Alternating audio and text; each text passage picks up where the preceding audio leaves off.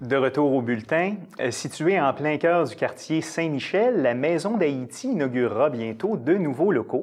Et pour nous parler de ce projet et aussi des activités de l'organisme, nous accueillons sa directrice générale, Marjorie Villefranche. Bonjour, madame. Bonjour. Bienvenue au bulletin. Ça me fait plaisir d'être là. Alors, dans un premier temps, parlez-nous de la Maison d'Haïti. En quelle année ça a été fondé? C'est un organisme communautaire qui a été fondé en 1972.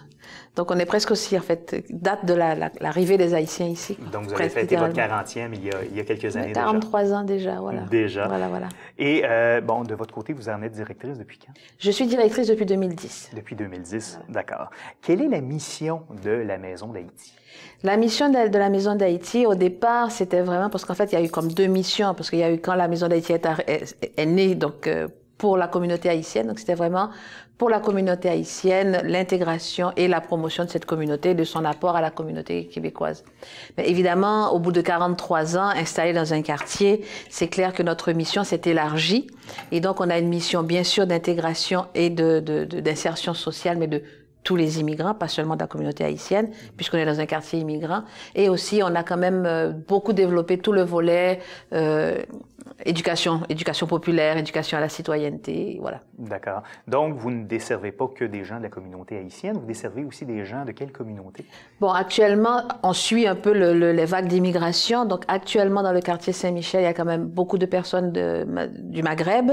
Il y a de plus en plus de personnes venant de Chine. Il y a des personnes qui viennent d'Amérique centrale, donc, et de certains pays africains. Donc, voilà. Donc, la cohabitation se passe bien? Ça se passe très bien, ça se passe très, très bien. Est-ce qu'il y a des particularités entre les besoins de certaines communautés par rapport à d'autres? Oui, il y a des particularités, mais je pense qu'on a été capable de s'adapter. Parce qu'il faut dire que quand on parle du quartier Saint-Michel, on parle de couloir, parce qu'il y a le couloir Saint-Michel et le couloir P9. Donc, nous, on est dans le couloir Saint-Michel. Enclavé entre les deux anciennes carrières. Exactement. Ouais. Et dans notre couloir, on est le seul organisme, finalement, à donner ce genre de programme pour les nouveaux arrivants. Et donc, on est la communauté d'accueil, en fait, quelque part. Et donc, on a été capable de s'adapter aux besoins différents des gens. Donc, on comprend très bien les particularités de certains groupes, tout à fait. D'accord. Donc, dans le fond, vous rayonnez dans le quartier Saint-Michel principalement, mais partout à Montréal pour la communauté haïtienne. Plus facilement, Montréal-Nord, à Ahuntsic, Rivière-des-Prairies, parce que c'est beaucoup plus facile. Mais dans des moments très importants, la communauté haïtienne va arriver de partout, de la couronne Nord, de la couronne Sud. Et même des fois de Gatineau ou de Québec quand ils ont besoin de remplir des documents et voilà. D'accord.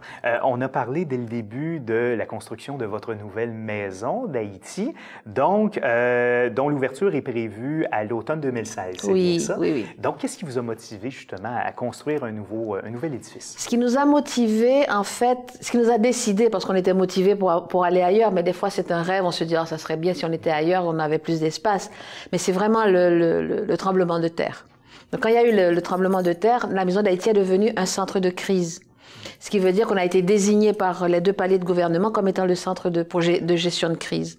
Et c'est là qu'on s'est rendu compte que c'était pas possible. On pouvait pas continuer à être dans des locaux aussi exigus et aussi peu, qui ne représentaient pas finalement la quantité de travail qu'on était en train de faire. Et donc on avait tout de suite alerté la commission scolaire de Montréal qui nous avait dit, écoutez, pourquoi ne pas, et c'est Madame de Courcy d'ailleurs, qui à l'époque était présidente, ouais. Et qui nous a mis ça, elle m'a dit, mais pourquoi vous achetez pas le terrain à côté et vous construisez une nouvelle maison d'Haïti? Pour nous, à l'époque, c'était comme impossible. Tu sais, on se dit, non, c'est pas possible, on n'a pas d'argent, qu'est-ce qu'est l'idée?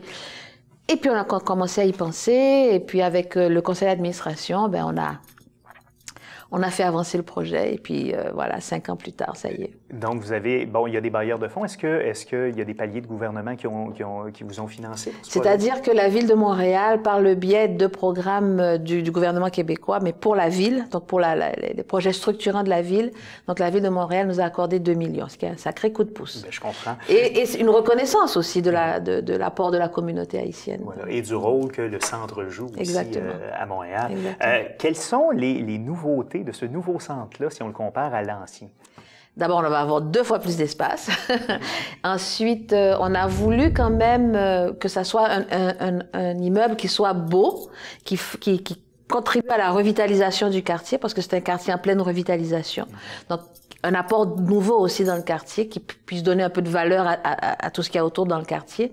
Mais on a aussi voulu que ça soit un lieu pour la population. Ce qui fait qu'on va avoir, par exemple, un grand foyer d'accueil, on va avoir un petit café, on va avoir une salle de diffusion, on va avoir aussi des salles multifonctions pour les artistes du coin qui ont besoin de salles, on va avoir une salle de réunion qu'on pourra mettre à la disposition d'organismes. Donc, on a voulu en même temps améliorer la Maison d'Haïti et les bureaux et là où on donne des services, mais on a aussi voulu offrir à la population un plus finalement dans le quartier et à la communauté haïtienne bien sûr un plus. D'accord. Et qui a conçu donc les plans qu'on a vus tantôt à l'écran, les plans donc de la nouvelle Alors, maison? on se fait aider, notre accompagnateur c'est la société de développement Angus et l'architecte c'est la firme d'architectes Ressa et de la Bossière et c'est Anne du Sud qui est notre architecte mais qui a vraiment été à l'écoute pendant tout l'hiver dernier, elle a écouté ce qu'on voulait, puis elle a modifié les plans chaque fois. Si ça ne marchait pas, elle recommençait.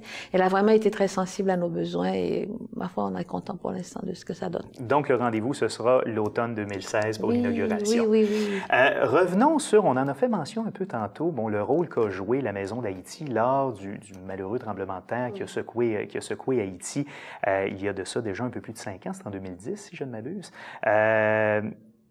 Racontez-nous comment ça s'était passé à l'époque, parce qu'il y a vraiment eu un mouvement de solidarité incroyable. Et c'est vrai que c'est là qu'on se rend compte que c'est une communauté qui est très proche de la communauté québécoise et que tout le monde connaît un Haïtien dans sa... Il n'y a personne qui ne connaît pas un Haïtien. Et c'est là qu'on s'en est rendu compte et qu'on était presque cousins finalement, parce que quand c'est arrivé, les gens... Il y a eu un élan incroyable et je me souviens, il y avait des matins où on était le centre de crise, mais il y avait des matins où arrivaient des gens avec des gâteaux, des muffins, toutes sortes de choses. C'est des personnes qu'on ne connaissait pas, mais qui se disaient ils ont besoin d'être soutenus, ils ont besoin de confort, d'être confortés et ils nous apportaient des choses comme ça. Et surtout, on a eu des centaines de bénévoles qui étaient là, qui étaient présents pour consoler les gens, les aider à remplir leurs papiers. C'était incroyable. Et 5 ans plus tard maintenant, vous avez des échos un peu de la situation en Haïti. Est-ce que ça s'est amélioré? Est-ce que la reconstruction est en cours? Il y a des choses qui se sont quand même améliorées suite au tremblement de terre, bien sûr. D'abord, moi, la dernière fois que je suis retournée en Haïti, c'est en 2013. Et ce que j'ai remarqué, c'est que, en fait, parce que j'étais allée tout de suite après le tremblement de terre, et la différence, c'est que tout avait été ramassé. Alors que en février et mars 2010, là où j'y étais, c'était vraiment le chaos total. Je veux dire, c'était des amoncellements de gravats partout.